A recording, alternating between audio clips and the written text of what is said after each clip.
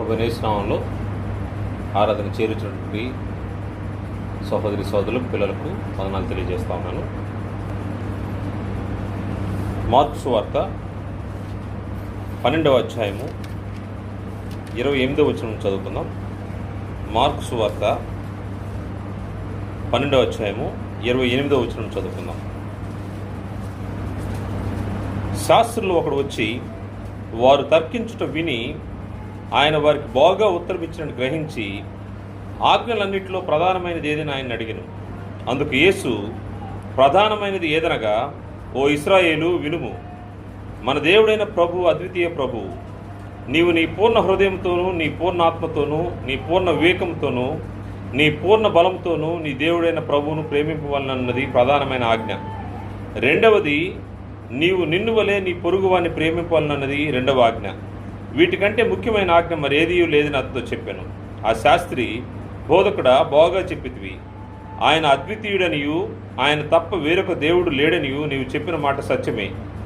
పూర్ణ హృదయంతోనూ, పూర్ణ వివేకంతోనూ, పూర్ణ బలంతోనూ ఆయన ప్రేమించుటయు, ఒకడు తన్నువలే తన పొరుగు వారిని ప్రేమించుటయు సర్వాంగ హోమములన్నిటికంటే బలుల కంటేను అధికమని ఆయనతో చెప్పెను. అతడు వివేకముగా ఉత్తరం ఇచ్చినని యేసు గ్రహించి, నీవు దేవుని రాజ్యమునకు దూరముగా లేవని అతనితో చెప్పాను. ప్రభువారు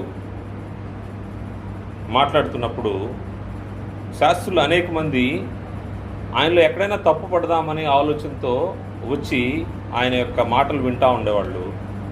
ఆ సమయంలో ఒక శాస్త్రి కూడా వచ్చి ఆయన అడిగినటువంటి ప్రశ్నకు ప్రభువారు చెప్పినటువంటి సమాధానానికి ఆలోచన చేసి, నీవు బాగా చెప్పావని ప్రభువారిని ప్రశంసించిన తర్వాత తను కూడా దేవుని ఏ విధంగా సేవించాలో, తన వలె తన పొరుగు వారిని ఏ విధంగా ప్రేమించాలనే విషయాలు కూడా మాట్లాడిన తర్వాత ప్రభువారు ఆ వ్యక్తిని గమనిస్తూ ఉన్నాడు. ఆ వ్యక్తిని గమనించి ప్రభువారు చెప్తున్న మాట ఏంటంటే, అతడు వివేకముగా ఉత్తరం ఇచ్చినని యేసు గ్రహించి, నీవు దేవుని రాజ్యమునకు దూరముగా లేవని అతనితో చెప్పాను. దేవుని రాజ్యమునకు దూరముగా లేవని. దేవుని రాజ్యానికి ఇతను దూరంగా లేడంట. ఎలా ఉన్నాడు? అలాగైతే దేవుని రాజ్యానికి దగ్గరగా ఉన్నాడని అర్థం. అంటే దేవుని రాజ్యానికి దగ్గరగా ఉండడం అంటే దేవుని విషయాలను గ్రహించగలిగే స్థితిలో అతను ఉన్నాడు. దేవుని యొక్క సత్యాన్ని గ్రహించగలిగే స్థితిలో దేవుని రాజ్యానికి సమీపంగా ఉన్నాడని అర్థం. సరే, సమీపంగా ఉన్నాడు. దాని తర్వాత అతడు ఏ ప్రశ్న అడగడానికి తెగింపలేదంట. కానీ గ్రంథంలో అతని గురించి మనకైతే వివరాలు తెలియదు. దాని తర్వాత దేవుని రాజ్యంలోకి ప్రవేశించాడా లేదనే విషయము మనకైతే తెలియదు. కానీ ప్రభు అయితే అతని హృదయ పరిస్థితిని గమనించిన తర్వాత ఆయన చెప్తున్న మాట, నువ్వు దేవుని రాజ్యానికి దూరంగా లేవు, చాలా సమీపంగా ఉన్నావు. ఎందుకంటే నువ్వు సత్యాన్ని గ్రహించగలిగే మనసు నీకుంది అని ఆయన ప్రభువారు అతనికి తెలియజేశాడు. అనేక సందర్భాల్లో ఏం జరుగుతూ ఉంటుందంటే, దేవుని యొక్క సువార్త వినబడుతూ ఉంటుంది, వ్యక్తులు సువార్తని వింటూ ఉంటారు, విని గ్రహిస్తూ ఉంటారు. గ్రహించిన తర్వాత యాక్టివిటీ జరగకుండా ఉంటా ఉంటుంది. సువార్తను విని నమ్మిన తర్వాత బాప్తిసం పొందాల్సిన అవసరం ఉంది. అంటే దాన్ని స్వీకరించాల్సిన అవసరం ఉంది. దేవుని రాజ్యానికి దగ్గరగా వచ్చి, లేకపోతే దేవుని వాతావరణానికి దగ్గరగా వచ్చి ఆ వాతావరణాన్ని పొందుకోలేకపోయిన వారు అనేక మంది మన గ్రంథాలు కనబడుతూ ఉంటారు. ప్రభు అయితే ఇక్కడ ఈ వ్యక్తితో చెప్తా ఉన్నాడు, నువ్వు దేవుని రాజ్యానికి దూరంగా అయితే లేవు, చాలా దగ్గరగా ఉన్నావు. దగ్గరగా ఉన్న వ్యక్తి దానిలో ప్రవేశించాడా లేదా అనే విషయము మనకు తెలియదు. కానీ అనేక మంది ఈ యొక్క ఆపర్చునిటీని మిస్ అయిన వారు మన గ్రంథంలో చాలామంది కనబడతారు. మనం ఆలోచన చేస్తే ఇటువంటి విషయాల్లో దేవుని రాజ్య వాతావరణానికి దగ్గరగా వచ్చి వారు రకరకాల కాజెస్తో, అంటే సాకులు చెప్పి బయటకు వెళ్ళిపోయే వాళ్ళు మనకు కనబడుతూ ఉంటారు. సువార్త వినబడుతుంటుంది, కాకపోతే దాన్ని అంగీకరించి దాంట్లో ఉండలేని పరిస్థితిలో వెళ్ళిపోతూ ఉంటారు. దానికి ఏదైనా రీజన్ అవ్వచ్చు.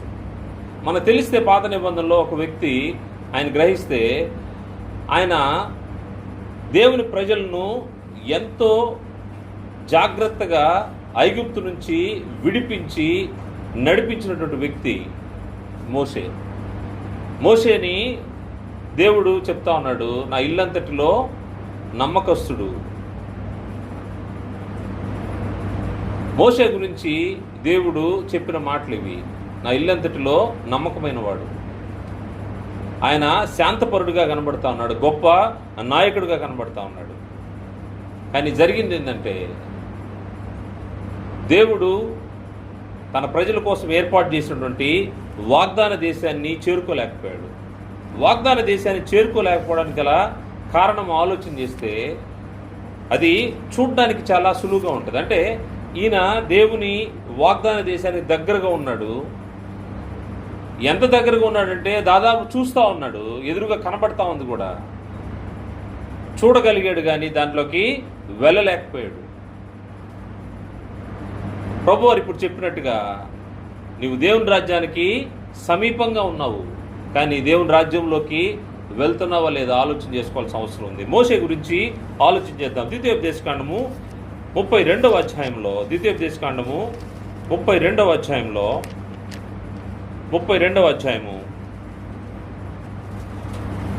48వ వచనం నుండి చూస్తే, ఆ దినమున యెహోవా మోషేతో ఇట్లనెను, యెరికో ఎదుటున్న మోయాబు దేశమందలి అబారీము అను ఈ పర్వతము అనగా నెబో కొండ ఎక్కి నేను ఇశ్రాయేలుకు స్వాస్థ్యముగా ఇచ్చిన కనాను దేశమును చూచి నీ సహోదరుడైన అహరోను హోరు కొండ మీద మృతి పొంది తన స్వజనుల ఎదుకు చేరినట్లు నీవు ఎక్కబోచున్న కొండ మీద మృతి పొంది నీ స్వజనుల ఎదుకు చేరుదువు. ఏలయనగా మీరు సీను అరణ్యములో కాదేశు మురిబా నీళ్ల వద్ద ఇశ్రాయేల్ మధ్య నన్ను పరిశుద్ధపరచక ఇశ్రాయేల్ మధ్య నా మీద తిరుగుబాటు చేసిరి. ఎదురుగా ఆ దేశమును చూచెదవు, కానీ నేను ఇశ్రాయేలుకి ఇచ్చిన ఆ దేశమును నీవు ప్రవేశింపవు. ఇంత గొప్ప నాయకుడు, ఇన్ని లక్షల మందిని వాగ్దాన దేశానికి నడిపించినటువంటి వ్యక్తి చివరికి తను వాగ్దాన దేశంలోకి ప్రవేశించలేకపోయాడు. ఎలా వచ్చాయంటే వాగ్దాన దేశానికి దగ్గరగా వచ్చాయంట. 48-49 వచనాల్లో ఆయన ఎక్కడి దాకా వచ్చాడు? ఆయన యెరికో ఎదుటినున్న మోయాబు దేశమందలి అబారీము పర్వతం దగ్గరికి వచ్చాడు. ఇశ్రాయేలుకు స్వాస్థ్యంగా ఇచ్చున్న కనాను దేశమును చూచి, కనాను దేశం ఎక్కడుంది? దూరంగా ఉందా? లేదు, దగ్గరగానే ఉంది. చూస్తున్నాడు కూడా కనాను దేశం ఎలా ఉందో. దగ్గరగా వచ్చాడు, వాగ్దాన దేశానికి దగ్గరగా వచ్చాడు. ఎంత దగ్గరగా వచ్చాడంటే చూడగలిగినంత దగ్గరగా వచ్చాడు. చూడగలిగినంత దగ్గరగా వచ్చాడు, కానీ దానిలోకి ప్రవేశింపలేకపోవడానికి గల కారణం ఏంటంటే, ఏ విషయాలు ఆయన్ను ఆపినాయని ఆలోచన చేస్తే, ఏ విషయాలు దేవుని యొక్క బహుమానాన్ని పొందుకోలేక ఆగిపోయాడు, లేకపోతే వాగ్దాన దేశంలోకి వెళ్ళలేక ఆగిపోయాడని ఆలోచన చేస్తే, అతను జరిగించిన ఒక తప్పు, అది చిన్నదా పెద్దదా కాదు, దేవుని ఎదుట ఆయన చేసిన తప్పు. కాని మాట పలికాడు.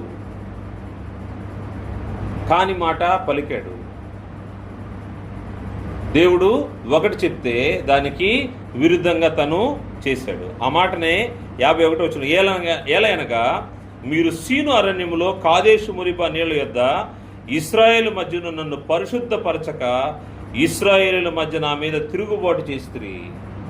తనకు ఒక పని చెప్తే ఆ పని కాకుండా వేరే పని చేశాడు. దేవుని పరిశుద్ధతను సన్మానించలేదు.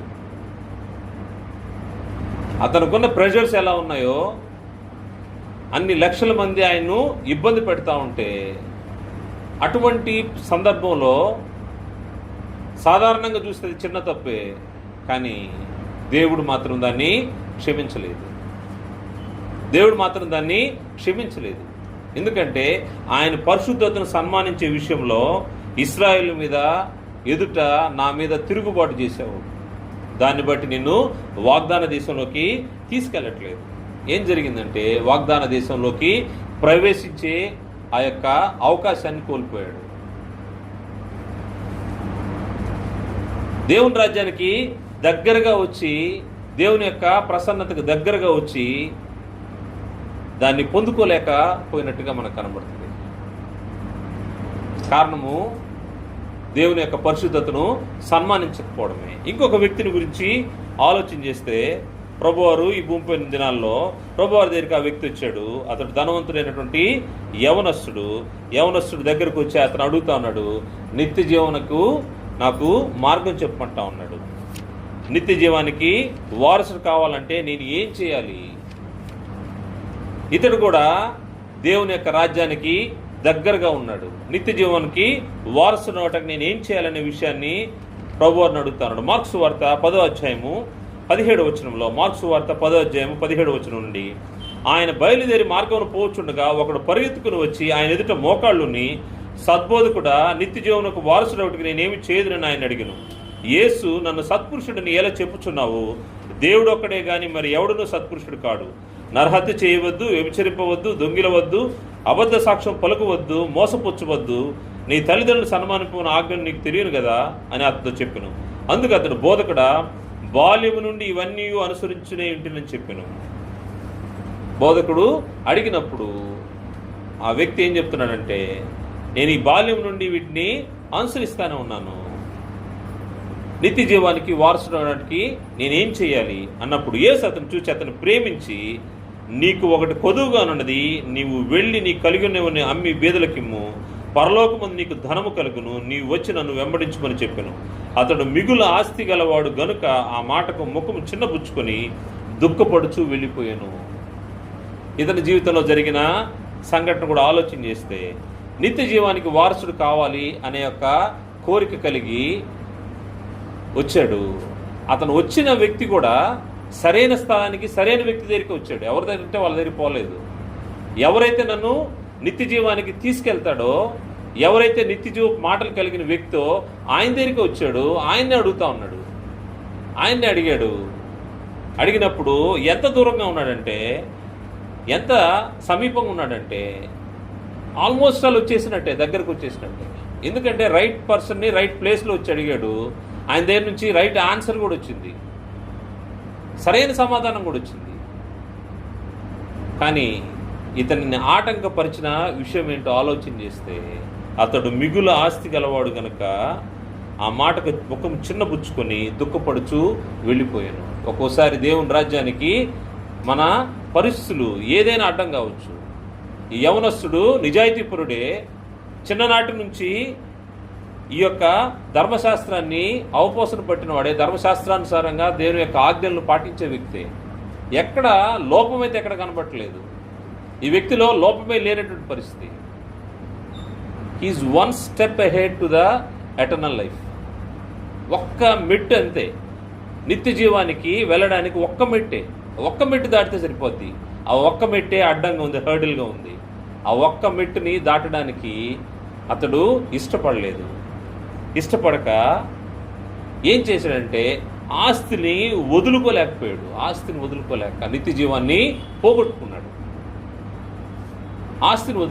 అతడు మిగుల ఆస్తి గలవాడు కనుక ఆ మాటకు ముఖము చిన్నబుచ్చుకొని దుఃఖపడుచు వెళ్ళిపోయాడు.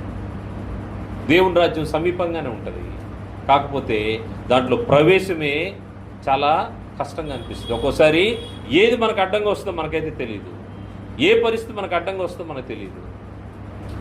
మనము జాగ్రత్తగా ఆలోచన చేయాల్సిన అవసరం ఉంది. ప్రభువారు భూమిపైన దినాల్లో ఆయన్ని చాలా దగ్గరగా పరిశీలించినటువంటి వ్యక్తులు అక్కడ ఉన్నటువంటి యూదులు మాత్రమే కాదు, అక్కడ సమాజంలో ఉన్నటువంటి అధికారులు, పెద్దలు, శాస్త్రులు అనేక మంది ఆయన్ను చాలా క్లోజ్గా అబ్జర్వ్ చేస్తూ ఉన్నారు. ఎందుకు అబ్జర్వ్ చేస్తున్నారంటే, ఈయనలో లోపం ఏదైనా ఉంటుందని పట్టుబట్టాలని చూస్తూ ఉన్నారు. ఎక్కడన్నా దొరుకుతాడేమో చూద్దామని, ఆయన మీద ఏదో ఒక నేరం మోపుదామనే ప్రయత్నంలో అనేక మంది చూస్తూ ఉన్నారు. ఆ సమయంలో వాళ్ళకి తెలియకుండానే దేవుని యొక్క మాటలు వాళ్ళ హృదయంలో నాటుకుంటా ఉంటే ఆ సమయంలో అనేక మంది యూదుల అధికారులు వారు దేవుని వాక్యాన్ని విన్నారు కానీ వినిన వాక్యాన్ని వారు విశ్వసించారు కూడా, నమ్మారు కూడా. కానీ బాహాటంగా ప్రభువారిని ఒప్పుకునేదానికి ధైర్యం చాలలేదు. చాలా సమీపంగా వచ్చారు, దేవుని రాజ్య వాతావరణానికి దగ్గరగా వచ్చారు. కాకపోతే వారికి కూడా కొన్ని అవరోధాలు ఏర్పడినట్టుగా మన గ్రంథంలో కనబడుతుంది. యోహాను సువార్త 12వ అధ్యాయము 34వ వచనం నుండి, యోహాను సువార్త 12వ అధ్యాయము 34వ వచనం నుండి చూస్తే,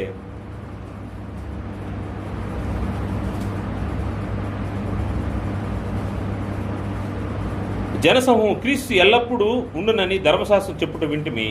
మనిషి కుమారుడు పైకెత్తబడినని నీవు చెప్పుతున్న సంగతి ఏమిటి? మనిషి కుమారుడు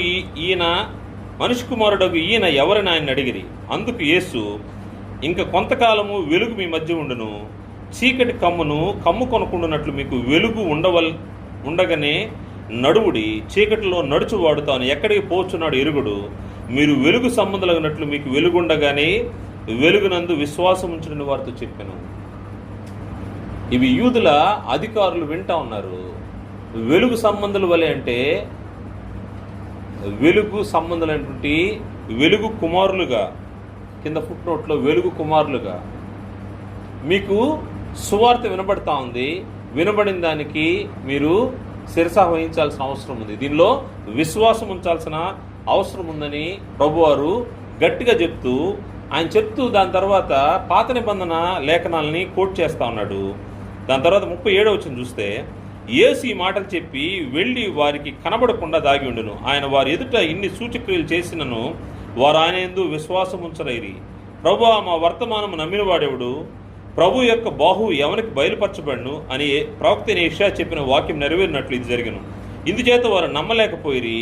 ఏలైనగా వారు కన్నులతో చూచి హృదయంతో గ్రహించి మనస్సు మార్చుకున్న వల్ల స్వస్థపరచబడుకున్నట్లు ఆయన వారి కన్నులకు అంధత్వం కలుగజేసి వారి హృదయమును కఠినపరచనని యెషయా మరొక చోట చెప్పెను. యెషయా యొక్క అనుభవాన్ని, యెషయా తన దేవుని ప్రజలు ఏ విధంగా దేవుని వైపుకు తిరగకుండా అవిధేయులుగా ఉన్నారో ఆ పరిస్థితిని ఇక్కడ మరలా గుర్తు చేసుకుంటా ఉంటే, అప్పుడున్నటువంటి ఇశ్రాయేలుకైతే ఈ యొక్క అంధత్వము కనబడలేదు. కానీ యెషయా అయితే దేవుని యొక్క మహిమను చూశాడంట. దేవుని మహిమను యెషయాకు దర్శన రూపంలో దేవుడు చూపించినప్పుడు తను ఎటువంటి వాడో, తను ఎంత అపవిత్రుడిగా ఉన్నాడో, ప్రవక్త తన పెదాలు ఏ విధంగా అపవిత్రమై ఉన్నాయో, నేను నిల్చున్న స్థలం ఏదో అని ఆయన ఆ మహిమను చూసిన తర్వాత నేను దీనికి ఉండడానికి ఇక్కడ పాత్రుడు కాడు అనే విధంగా యెషయా చెప్పినటువంటి సందర్భాన్ని ఇక్కడ మరలా గుర్తు చేసుకున్నప్పుడు యెషయా ఆ మహిమను చూచినందున ఆయన గురించి ఈ మాటలు చెప్పిన. యెషయా ఎందుకు చెప్పాడంటే దేవుని యొక్క పరిశుద్ధత ఎటువంటిదో దాని గురించి స్వయంగా తన కన్నులారా చూసినటువంటి యెషయా ప్రవక్త తను అనుభవించి తన ప్రజలకు చెప్పినప్పుడు వాళ్ళు విశ్వసించలేదంట. ఎందుకంటే దాన్ని అనుభవించినటువంటి వ్యక్తి, దాన్ని గ్రహించినటువంటి వ్యక్తి చూసి చెప్తా ఉన్నాడు. కాకపోతే మనుషులైతే నమ్మలేకపోతా ఉన్నారు. ప్రభువారు చెప్తున్న మాట కూడా నమ్మలేని పరిస్థితిలో ఉన్నారు. వాళ్ళు విశ్వసించలేదంట. కింద విషయాలు చూస్తే యెషయా ఆయన మహిమను చూచినందున ఆయన గురించి ఈ మాట చెప్పాను. ఆయనను అధికారులు కూడా అనేకులు ఆయనందు విశ్వాసం ఉంచిరి గాని, చూడండి ఇక్కడ మనం ఆలోచిస్తున్నట్టు మాట, ఆయనను అధికారులు కూడా అనేకులు ఆయనందు విశ్వాసం ఉంచిరి గాని, విశ్వాసం అయితే ఉంచారు అంటే దేవుని రాజ్యానికి సమీపంగా వచ్చారు, కానీ దేవుని రాజ్యంలోకి ప్రవేశించారంటే లేదు. గాని అని అక్కడ ఆగింది. సమాజంలో నుండి వెలువేయబడదమేమని పరిశీలకు భయపడి వారు ఒప్పుకొనలేదు. జరిగిన సంగతి ఏంటంటే సమాజానికి భయపడ్డారు, వెలివేస్తారేమని ఆలోచన చేశారు. ఏదో ఆటంకము వాళ్ళని ఆటంకపరిచినటువంటిది ఏమిటంటే సమాజానికి వారు భయపడ్డారు. దేవునికి భయపడ్డారంటే దేవునికి భయపడలేదు, దేవునైనా పక్కన పెట్టారు, కానీ ఎదురుగా కనబడుతున్నటువంటి సమాజానికి భయపడ్డారు. సమాజానికి భయపడే పరిస్థితి. వారిని ఆటంకపరిచినటువంటి ఇంకొక మాట కింద 43వ వచనంలో, వారు దేవుని మెప్పు కంటే మనుషుల మెప్పును ఎక్కువగా అపేక్షించిరి. వారు దేవుని మెప్పు కంటే మనుషుల మెప్పును అనేక సందర్భాల్లో దేవుని రాజ్య వాతావరణానికి దగ్గరగా వచ్చి దానిలోకి ప్రవేశించలేకపోవడానికి గల కారణాలు ఏంటంటే దేవుని కంటే మనుషుల మెప్పుని. మనుషులు మనకు ఆటంకంగా ఉంటారు. దేవుని రాజ్యంలో ప్రవేశించడానికి మనుషులు ఆటంకంగా ఉంటారు. మనుషులని మెప్పించాలా, అది తల్లిదండ్రులు అవ్వచ్చు, లేకపోతే ఇరుగు పొరుగు వారిని అవ్వచ్చు, లేకపోతే ఇంకెవరన్నా భార్య భర్తలను అవ్వచ్చు. ఎదుటి వారిని మెప్పించడం కోసము దేవుని మెప్పుని పక్కన పెట్టేస్తూ ఉంటారు. దేవుని మెప్పించేదానికంటే మనుషుల మెప్పుని మెప్పించడానికి. దానివల్ల వారికి జరిగినటువంటి నష్టాన్ని గురించి ఆలోచన చేస్తే వారు దేవుని రాజ్య వాతావరణాన్ని కోల్పోయారు. వాక్యం విన్నారు,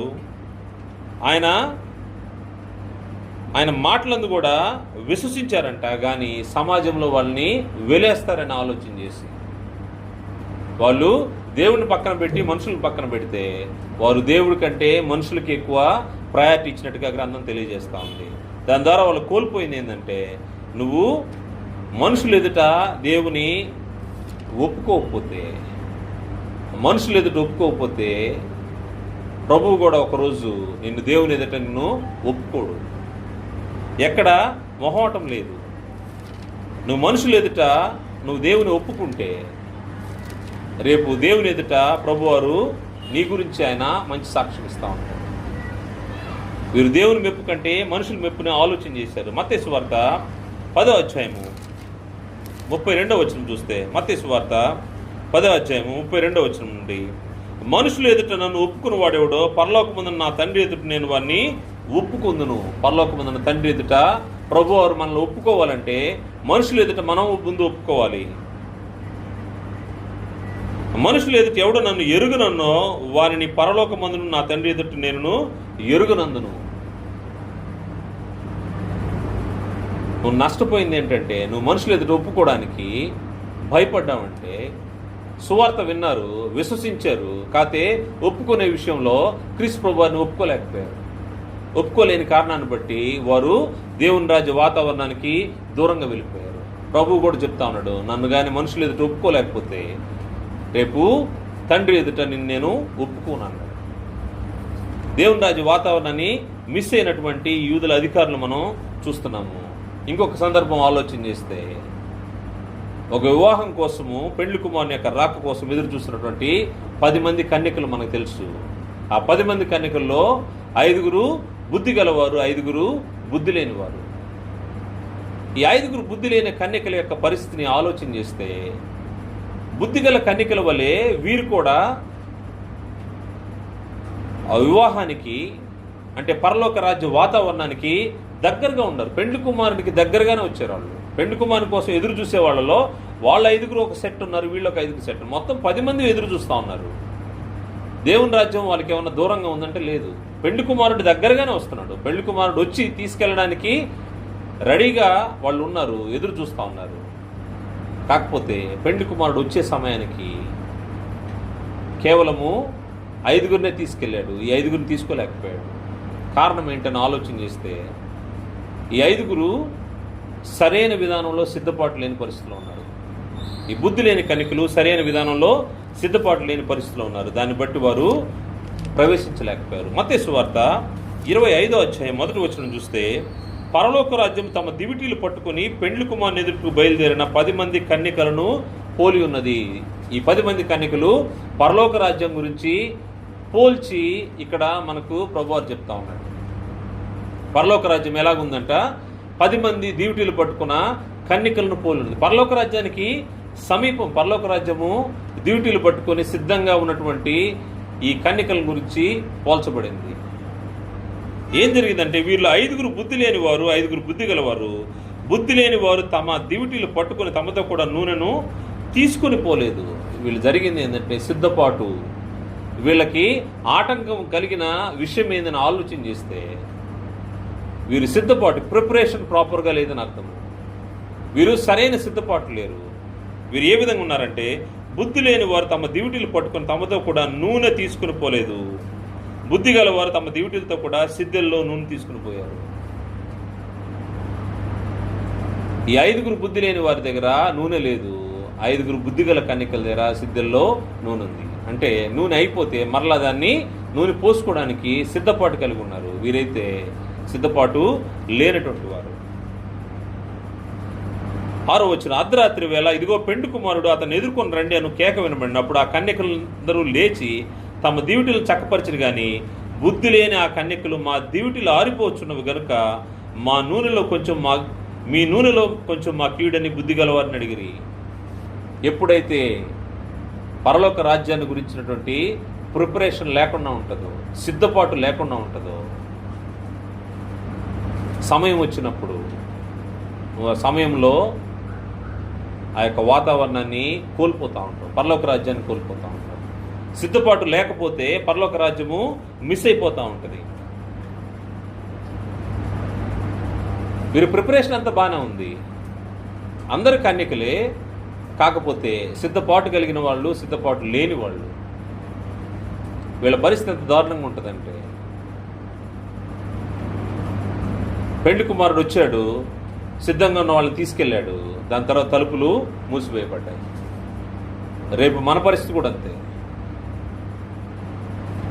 మనం అనుకున్న గడియలో అర్ధరాత్రి వేళ ఇదిగో పెళ్లి కుమారుడు, అతను ఎదుర్కొన్న రెండను కేక వినబడిన, ఆ కేక వినబడే సమయానికి నీవు నేను సిద్ధంగా లేకపోతే పెళ్లి కుమారుడు వస్తాడు, సిద్ధంగా ఉండే వాళ్ళని తీసుకెళ్తాడు, దాని తర్వాత తలుపు మూత వేయబడిపోతుంది.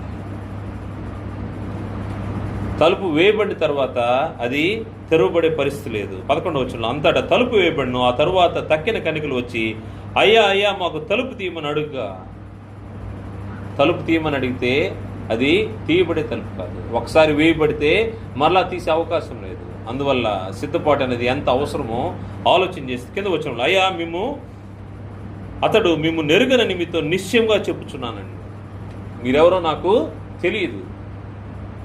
మేము కూడా వాళ్ళతో పాటు వెయిట్ చేసామయ్యా, మేము కూడా వాళ్ళతో పాటు అన్ని విషయాల్లో సమానంగా ఉన్నాము, మేము కూడా కన్యకలమే, మేము కూడా నేను ఎరిగిన వారమే, మేము కూడా నీ యందు విశ్వాసం ఉంచిన వారమే, మేము కూడా నీ గురించి బాగా ఎరిగిన వారమే, కానీ మీరెవరో నాకు తెలియదు.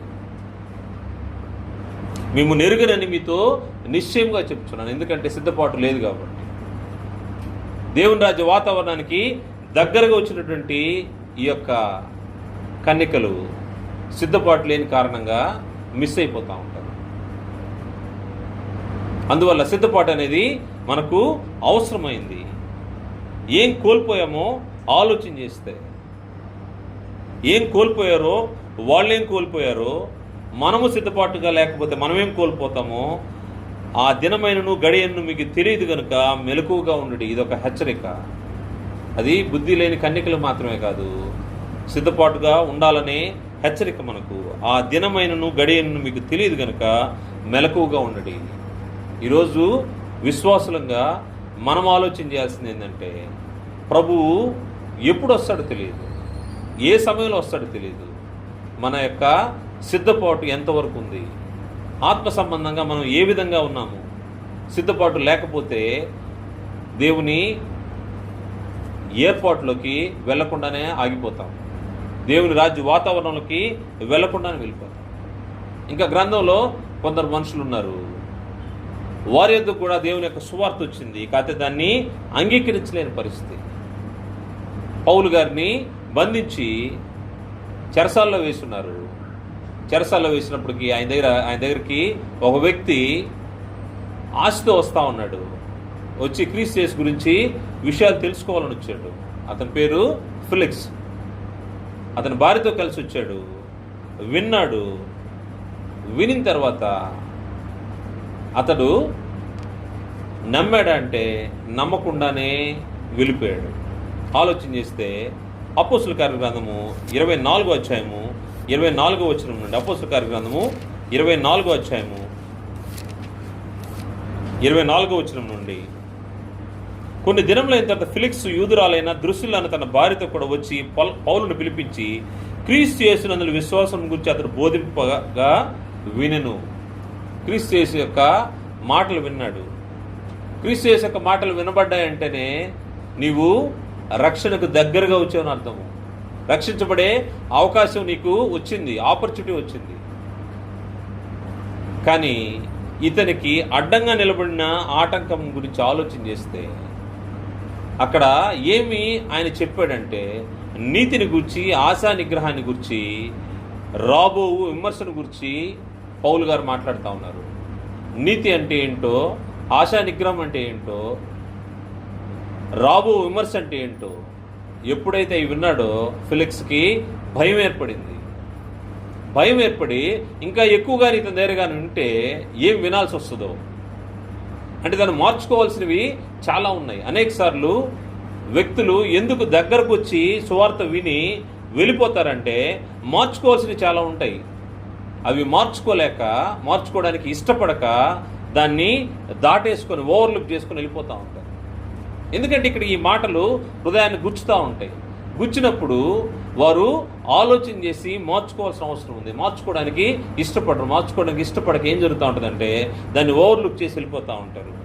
ఈయనకి కూడా సువార్త వినపడ్డది, క్రీస్తుని గురించినటువంటి మాటలు వినపడ్డాయి. అతను చెప్పిన షాక్ ఏంటంటే ప్రస్తుతానికి చాలు, దాని తర్వాత మళ్ళా వింటా. చూద్దాం అక్కడ 25 వచ్చిన. అప్పుడు అతడు నీతిని గురించి, ఆశానిగ్రహం గురించి, రాబో విమర్శను గురించి ప్రసంగించుండగా ఫెలిక్స్ మిగుల భయపడి, ఇప్పటికి వెళ్ళుము, నాకు సమయమైన నిన్ను పిలిపించనని చెప్పాను. ఇక్కడ తను సిద్ధపాటులో లేడు, అంగీకరించడానికి ఇష్టపడట్లేదు, దానికి లోబడ్డానికి ఇష్టపడట్లేదు. తను చెప్తున్న సాకు, ఇప్పటికీ వెళ్ళుము చాలును,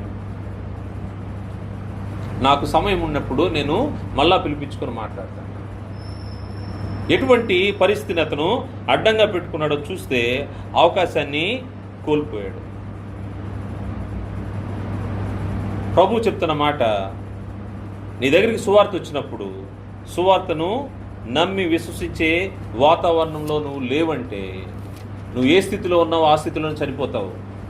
గుర్తుపెట్టుకో అంటా ఉన్నాడు ఆయన. మీరు పాపంలో ఉన్నారు, పాపంలో ఉండేటప్పుడు సువార్త వచ్చింది మార్చుకోమని చెప్పినప్పుడు మార్చుకోకుండా ఉంటే నువ్వు ఆ పాపంలో ఉండే నువ్వు చనిపోతావు, నువ్వు నా దగ్గరికి రాలేవు. నన్నుగా నువ్వు విశ్వసించకపోతే నువ్వు పాపంలో ఉండి చనిపోతావు. యోహాను సువార్త 8వ అధ్యాయము 23వ వచనం చూస్తే, అప్పుడు ఆయన, మీరు క్రింద వారు, నేను పైనుండి వాడును, మీరు ఈ లోక సంబంధులు, నేను ఈ లోక సంబంధులను కాను, కాగా మీ పాపంలోనే ఉండి మీరు చనిపోదని మీతో చెప్పి తిని, నేను ఆయననని మీరు విశ్వసించనేడలా. క్రీస్తు రక్షకుడనే విషయాన్ని వాళ్ళు నమ్మని పరిస్థితిని బట్టి మీరు మీ పాపంలో నుండి చనిపోదురని వారితో చెప్పాను. ఎవరైతే ఆయన్ను విశ్వసించరో, వారు క్రీస్తుగా నమ్మరో, వారు ఏం జరుగుతూ ఉంటుందంట, వారు పాపంలోనే ఉండి చనిపోతారు. దేవుని రక్షణ సువార్త మన దగ్గరకు వచ్చింది. దగ్గరకు వచ్చినప్పుడు దాన్ని విశ్వసించడానికి సాకులు చెప్పుకుంటూ ఉంటే దాని తర్వాత అదే పాపంలో ఉండి చనిపోతావు, నీకు రక్షణ అనేది దూరం అయిపోతూ ఉంటుంది. ఇంకొక వ్యక్తి కూడా ఉన్నాడు. ఈయన ఫెలిక్స్ అయితే పౌలు గారికి ఎదురైనటువంటి మరొక వ్యక్తి, అతడు అగ్రిప్పరాజు.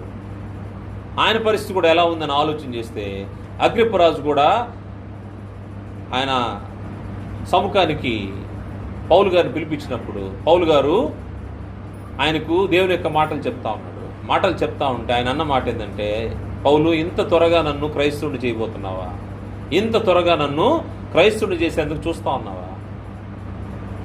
ఆ మాటలో క్రైస్తవుని కాకూడదు అనే స్థిరంగా ఒక ఆలోచన ఏర్పాటు చేసుకున్నట్టు మనిషిగా కనబడతా ఉన్నాడు. ఇంత సులువుగా అంటా ఉన్నాడు. అపోస్తలుల కార్య గ్రంథము 26వ అధ్యాయము, అపోస్తలుల కార్య గ్రంథము 26వ అధ్యాయంలో సంఘటన మనకు కనబడుతుంది. 26వ అధ్యాయం 24వ వచనం నుండి, అతడు ఇలాగ సమాధానం చెప్పుకొనిచుండగా ఫేస్తు, పౌలా, నీవు వెర్రివాడవు, అతి విద్య వల్ల నీకు వెర్రి పట్టినదని గొప్ప శబ్దంతో చెప్పాను. అందుకు పౌలు ఇట్లనను, మహాఘనత వహించిన ఫేస్తు, నేను వెర్రివాడిని కాను గాని సత్యమును స్వస్థ బుద్ధి గల మాటలనే చెప్పుచున్నాను. దేవుని యొక్క సువార్త, సత్యము, దేవుని యొక్క వాక్యాన్ని మాత్రం చెప్తున్నానని చెప్తూ, రాజు ఈ సంగతులు ఎరుగును గనుక అతని ఎదుటి నేను ధైర్యంగా మాట్లాడుచున్నాను. వాటిలో ఒకటి అతనికి మరుగై ఉండలేదని రూఢిగా నమ్ముచున్నాను. ఇది ఒక మూలన జరిగిన కార్యం కాదు. అగ్రిప్ప రాజా, తమరు ప్రవక్తలు నమ్ముచున్నారని నేను ఎరుగును. అందుకు అగ్రిప్ప, ఇంత సులభముగా నన్ను క్రైస్తవుని చేయజొచ్చున్నావని పౌలుతో చెప్పాను. ప్రవక్తలు నమ్ముతున్నామంటే దేవుని విశ్వసిస్తున్నట్టే. ప్రవక్తల ప్రవచనాలను నమ్మావంటే క్రీస్తుని కూడా నమ్మాల్సిన అవసరం ఉంది. క్రీస్తుని నమ్మావంటే నువ్వు క్రైస్తవుడిగా మారడానికి అవకాశం ఉంది. ప్రవక్తలు నమ్ముచున్నావంటే, ప్రవక్తలు నమ్మానన్నాడు అనుకోండి, అన్న వెంటనే ప్రవక్తలు చెప్పినటువంటి క్రీస్తు లేఖనానుసారంగా దేవుని సంకల్పంలో దేవుడు పంపించినటువంటి క్రీస్తుని కూడా నీవు నమ్మాల్సిన అవసరం ఉంది. దాన్ని ఎప్పుడైతే ఆ మాట కోట్ చేశాడో వెంటనే ఆ అగ్రిప్పరాజు అంటున్నాడు, అంత సులభంగా ఇంత సులభముగా నన్ను క్రైస్తవుని చేసి చూచున్నావు అని పౌలుతో చెప్పాను. వాస్తవంగా క్రైస్తవుడు అయ్యేందుకు అగ్రిప్పరాజుకు మంచి అవకాశం వచ్చింది. తన ఎదురుగా నిలబడి ఒక వ్యక్తి సువార్తను ప్రకటిస్తూ ఉంటే 1-on-1 సెషన్ అనమాట. ఆయనతోనే డైరెక్ట్గా మాట్లాడుతూ ఉన్నాడు. ఈయన ఎక్కడో మీటింగ్లో ఎక్కడో మూలం లేడు, ఎదురుగా ఆయనతోనే సంభాషిస్తూ ఉన్నాడు. ఆయన ఈయనతోనే మాట్లాడుతూ ఉన్నాడు. మాట్లాడుతుండేటప్పుడు ఇంతకంటే గొప్ప అవకాశం ఇంకెవరికి రాదు. మాట్లాడుతుండేటప్పుడు ఈయనకి ఆయన సమాధానాలు ప్రశ్నలు చెప్పుకునే సందర్భం అది. ముఖాముఖిగా మాట్లాడుకుంటా ఉన్నారు. మాట్లాడుకునే సమయంలో వాస్తవంగా క్రైస్తవుడు అయ్యేందుకు గొప్ప అవకాశం. కానీ అతను దాన్ని ఎంత తేలిగ్గా తీసుకున్నా అంటే, అంత సులభంగా నన్ను క్రైస్తవుడు చేసి చూస్తున్నావా అంటే, సత్యాన్ని గ్రహించడానికి, సత్యాన్ని ఒప్పుకోవడానికి మనసు లేనటువంటి వ్యక్తి. దాన్ని బట్టి అతడు ఏం కోల్పోయాడంటే, సువార్తను నమ్మని దాన్ని బట్టి నిత్య జీవాన్ని కోల్పోయాడు. నిత్య జీవాన్ని కోల్పోతే అతను ఎక్కడుంటాడు? నిత్య నాశనంలో ఉంటాడు. నిత్య జీవాన్ని కోల్పోయిన వ్యక్తి ఎక్కడుంటాడో ఆలోచన చేస్తే, తెస్సలోనికి రాసినటువంటి 2వ పత్రిక 1వ అధ్యాయము, తెస్సలోనికి రాసినటువంటి 2వ పత్రిక 1వ అధ్యాయము 6వ వచనం చూస్తే, ప్రభు అయిన యేసు తన ప్రభావం కనపరచుచు దూతలతో కూడా పరలోకం నుండి అగ్ని జ్వాలలో ప్రత్యక్షమై దేవుని ఎరుగిన వారికిని మన ప్రభు అయిన యేసు సువార్తకు లోబడిన వారికిని ప్రతిదండన చేయనప్పుడు మిమ్మల్ని శ్రమపరచు వారికి శ్రమయు, శ్రమపొందుచున్న మీకు మాతో కూడా విశ్రాంతియు అనుగ్రహించుటకు దేవునికి న్యాయమే. ఆ దినమున తన పరిశుద్ధుల యందు మహిమపరచబట్టుకును, విశ్వసించిన వారందరి యందు ప్రశంసింపబట్టుకును ప్రభు వచ్చినప్పుడు అటు వారు ఆయన సముఖం నుండి, ఆయన ప్రభావందల మహిమ నుండి పారదోలబడి నిత్య నాశనము దండన పొందుదురు. ఎవరైతే సువార్తకు లోబడరో, ఈ అగ్రిప్పరాజు దగ్గరికి సువార్త వచ్చింది, సువార్తకు లోబడకపోతే ఏం జరుగుతుందంట? వారు నిత్య నాశనమును దండన పొందుదురు. కారణము ఏలైనగా మేము మీకు ఇచ్చిన సాక్ష్యం మీరు నమ్మితిరి. సాక్ష్యం ఇచ్చినప్పుడు ఈ సాక్ష్యాన్ని నమ్మిన వ్యక్తులు, విశ్వసించిన వ్యక్తులు రక్షించబడతారు. నమ్మని వారికి ఏం జరుగుతూ ఉంటుందంటే, వారు నిత్య నాశనం అనే దండంలోకి వెళ్తూ ఉంటారు. ఈరోజు అనేక మంది దేవుని రాజ్యానికి దగ్గరగా వచ్చి అవకాశాన్ని కోల్పోయిన వ్యక్తుల గురించి గ్రంథంలోంచి మనం పరిశీలన చేశాము. ఇలా కాకుండా ఆ బుద్ధి లేని కనికల వలె తలుపు మూయబడిన తర్వాత తలుపు తడితే ప్రయోజనమే లేదు. తలుపు తడితే ప్రయోజనం లేదు. అందుకోసమే వాస్తవాలను గ్రహించి సరైన విధానంలో దేవుని రాజ్యంలో ఉండకపోతే, పేరుకు మాత్రమే క్రైస్తవులుగా బ్రతుకుతా చలామణి అవుతూ ఉంటే, దేవుని వాక్యానుసారంగా మనం జీవించకపోతే ఎటువంటి పరిస్థితి ఏర్పడుతుందంటే, సిద్ధపాటు లేకపోతే ఆ బుద్ధి లేని కనికలే ఉంటుంది. వారు కూడా తలుపు తెరవమని తలుపు తడుతూ ఉంటారు. మీరెవరో నాకు తెలియదని ప్రభు సమాధానం చెప్పినట్టు. అందుకోసమే ఒక మాట తెలుపబడింది, ప్రభు అని పిలిస్తే కాదు కానీ నా తండ్రి చిత్తాన్ని జరిగించేవాళ్లే, నా తండ్రి చిత్తాన్ని జరిగించేవాళ్లే. మత్తయి సువార్త 7వ అధ్యాయము, మత్తయి సువార్త 7వ అధ్యాయము 21వ వచనం నుండి, మత్తయి సువార్త 7వ అధ్యాయం 21వ వచనం, ప్రభు నన్ను పిలుచు ప్రతివాడును పరలోక రాజ్యంలో ప్రవేశింపుడు కానీ పరలోకమందున నా తండ్రి చిత్త ప్రకారం చేయవాడే ప్రవేశించును. పరలోకమందున్న తండ్రి చిత్తాన్ని చేసేవాళ్ళే, తండ్రి చిత్తం ఏమైనదో ఎరిగి దాని ప్రకారము జరిగించేవాళ్లే పరలోక రాజ్యంలో ప్రవేశిస్తారు. వారే బుద్ధిగల కన్నికల వలె సిద్ధపాటు కలిగి ఉంటారు. సిద్ధపాటు అంటే నీవు తండ్రి చిత్తాన్ని నెరవేర్చడమే. ఈ యొక్క అవకాశం కోల్పోయిన తర్వాత దానికోసము ఎంత వెతికినా, ఎంత ఏడ్చినా అది దొరికేది కాదు. ఈ భూమి మీద నీకు అవకాశం ఉన్నప్పుడే దాన్ని ఏ విధంగా మార్చుకోవచ్చు. ఒకవేళ ఎంత ఘోరమైన పరిస్థితిలో ఉన్నా దాన్ని మార్చుకొని మంచి స్థితిలోకి రావడానికి ఇదే అవకాశం. అవకాశాన్ని కోల్పోయిన తర్వాత ఒక వ్యక్తి ఏడుస్తూ ఉన్నాడంట. ఏడ్చినా కానీ, ఎంత శ్రద్ధగా వెతికినా కానీ అతనికి దొరకలేదని గ్రంథం తెలియజేస్తుంది. హెబ్రీ పత్రిక 12వ అధ్యాయంలో ఏశావు పరిస్థితిని అక్కడ తెలియజేస్తూ, ఆయన శ్రద్ధతో వెతికితే కూడా ఆయనకి దొరకలేదంట. 12వ అధ్యాయము 15వ వచనంలో, మీలో ఎవడైనా దేవుని కృపను పొందకుండా తప్పిపోయేమో అనియు చేదైన వేరే ఏదైనా మొలచి కలవరపరచడం వలన అనేకులు అపవిత్రులైపోదురేమనియు ఒక పూట కూటి కొరకు తన జ్యేష్ఠత్వపు హక్కును అమ్మివేసిన ఏశావు వంటి భ్రష్టుడైనను వ్యభిచారైన ఉండునేమో అని జాగ్రత్తగా చూచుకున్నాడు. కారణం ఏంటంటే ఏశావు ఆ తరువాత ఆశీర్వాదం పొందగోరి కన్నీళ్లు విడుచుచు దానికోసం శ్రద్ధతో వెదికినను మారు మనసు పొందని అవకాశం దొరక్క విసర్జించబడిన మీరు ఇరుగుదురు. మారు మనసు పొందేదానికి అవకాశం లేదు. పెండ్లి కుమారుడు వచ్చి వెళ్ళిపోయిన తర్వాత నేను చేయగలిగేది ఏమీ లేదు. అప్పుడు శ్రద్ధతో వెతికినా కుదరదు, మారు మనసు పొందాలని ఆలోచన చేసినా కుదరదు. చివరికి నిత్య నరకాగ్నిలో పడిపోయిన తర్వాత దాని తర్వాత చనిపోవాలనుకొని ప్రయత్నం చేసినా అక్కడ చనిపోవడానికి కూడా అవకాశం ఉండదు. చనిపోవడానికి అవకాశం లేనటువంటి పరిస్థితుల్లోకి వెళ్ళిపోతాము, విసర్జించబడతాము. అందువల్ల జాగ్రత్తగా ఉండాల్సిన అవసరం ఉంది. ఒకవేళ నువ్వు రక్షించబడకపోతే ఇదే సరైన సమయం, దీని గురించి ఆలోచన చేయాల్సిన అవసరం ఉంది. మార్చుకోవడానికి ఇదే దేవుని యొక్క ఏర్పాటు. మనం చూసాము, మిస్ అయిన వాళ్ళు ఎంతమంది మనకు కనబడ్డారో. దగ్గరగా వచ్చారు కానీ వారు దానిలోకి ప్రవేశించలేకపోయారు. నీకైతే ఈరోజు వినబడతా ఉంది, వినబడిన దానికి లోబడాల్సిన అవసరం ఉంది, విశ్వసించాల్సిన అవసరం ఉంది. అది లేకపోతే దాని తర్వాత మార్చుకోవాలంటే కూడా కుదిరే పని కాదు. ఒకవేళ నువ్వు విశ్వసించి నువ్వు ఇంట్లో ఉన్నావంటే ఇంట్లో ఉన్న వ్యక్తులకు కూడా ఒక హెచ్చరిక. దేవుని ఇంట్లోకి వచ్చాము, దేవుని వాక్యానుసారంగా బ్రతుకుతున్నామని అనుకుంటా ఉన్నాము. అనుకునేటప్పుడు నువ్వు నిల్చున్న స్థలంలో నువ్వు సరిగ్గా నిలబడ్డావో లేదో ఆలోచన చేసుకోవడానికి ఇదే సమయం. అనేక మంది నిల్చున్నాం అనుకుంటా ఉంటారు కానీ పడిపోయే అవకాశం ఉంటుంది. అది మాట్లాడుతున్న నేనైనా వింటున్నా మీకైనా ఎవరికైనా అది సమానమే, ఎటువంటి తేడా లేదు. ఒకరికి ఎక్కువ ఒకరికి తక్కువ అని లేదు. ఎవరైనా పడిపోయేదానికి అవకాశం ఉంటుంది. అందువల్లే జాగ్రత్తగా చూసుకోవాల్సిన అవసరం ఉందని గ్రంథం హెచ్చరిక చేస్తుంది. పేతురు రాసిన మొదటి పత్రిక 10వ అధ్యాయము 12వ వచనంలో తాను నిల్చున్నానని తలంచుకున్నవాడు పడకుండానట్లు జాగ్రత్తగా చూచుకునేవాళ్ళు.